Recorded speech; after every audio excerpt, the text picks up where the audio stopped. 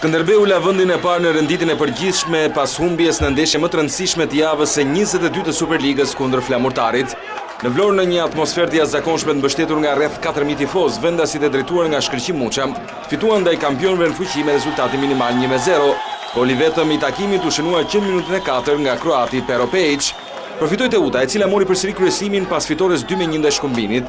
Djemtë e Detit shënuan ndryer me anë të Nikës në minutat 3 dhe 30 përpara se peqinasit të ngushtonin diferencën me Roland Dervishi në minutën e 73. Në luftën për titull mbeti edhe Tirana, që përpaksa nuk dështoi në fitoren minimale 1-0 në Qemal Stafa ndaj Tomorit. Nderin e bardhëbluve shpëtoi Bekim Bala në minutën e 90 të takimit. Një fitore tepër të rëndësishme në luftën për mbijetesë arriti Kamza 3-1 ndaj Laçit. Vendasit kaluan avantazh në minutën e 4, por u barazuan që në pjesën e parë nga Kurbinasit.